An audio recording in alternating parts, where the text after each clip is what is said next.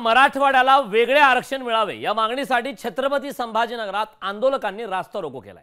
छत्रपती संभाजीनगरमध्ये मराठवाड्याच्या आरक्षणाच्या मागणीसाठी सुरू असलेल्या या उपोषणादरम्यान रास्ता रोको करण्यात आला। राजश्री उमरे पाटील, धर्मवीर छत्रपती संभाजीराजे शौर्य प्रतिष्ठानच्या महिला प्रदेशाध्यक्षांचं उपोषण सुरू आहे। उपोषणाला समर्थन करण्यासाठी आलेल्या समर्थकांचा संताप पाहायला मिळतोय। पोलिसांचा मोठा बंदोबस्त उपोषण स्थळी आणि रास्ता रोको ठिकाणी त्या ठिकाणी दाखल झाला आहे। पोलिसांचा मोठा बंदोबस्त त्या ठिकाणी पाहायला मिळतोय। छत्रपती संभाजीनगरमध्ये आंदोलकांनी रास्ता रोको केलाय।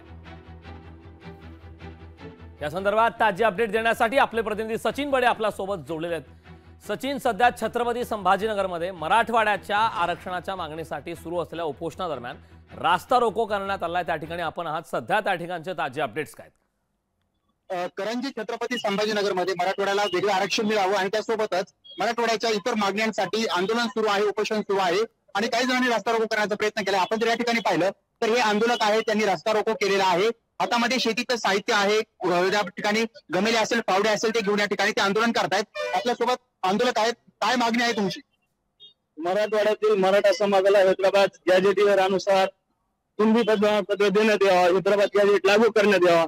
तसेच ईडब्ल्यूएस मधून आरक्षण जे बंद केलंय ते लागू करून आम्हाला ईडब्ल्यूएस मध्ये पण आरक्षण देण्यात यावं आणि सर्वसामान्य कुटुंबातील मुलांना शिक्षण मोफत करावं जसं मुलींना केलं असं प्रमुख मुद्दा आहे मराठवाड्यात आरक्षण आहे। तर दुसरीकडे पाहिलं या ठिकाणी एका तरुणीचं उपोषण सुरू आहे, जी या संघटनेचे प्रदेशाध्यक्ष आहे आणि एकीकडे तिची तब्येत खालावत असताना दुसरीकडे या आंदोलकांनी जे आहे तो हा पावित्र्य घेतलेला आहे। उपोषण जे आहे तीव्र स्वरूपाचं या ठिकाणी बनताना पाहायला मिळतंय आणि त्या महिला पदाधिकाऱ्याची काय भावना आहे ते सुद्धा आपण त्याच्याकडून जाणून घेऊयात।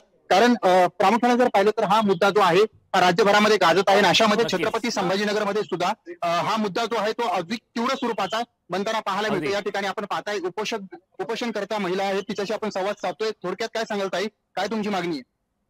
मराठवाड्याला हैदराबाद गॅजेटवर लागू करून जे काही कुणबी प्रमाणपत्र आहेत ते देण्यात यावे। ईडब्ल्यूएसचं जे आमचं आरक्षण होतं ते पूर्ववत चालू करण्यात यावं। जर का आमच्या या शासनाने मागण्या मान्य नाही केल्या येत्या काही दिवसांमध्ये, तर ज्या पद्धतीने अण्णासाहेब पाटलांनी मराठा आरक्षणासाठी स्वतःचा देहत्याग केला, त्याच पद्धतीने या क्रांती चौकामध्ये मी राजश्री उमरे स्वतःचा देहत्याग करेन।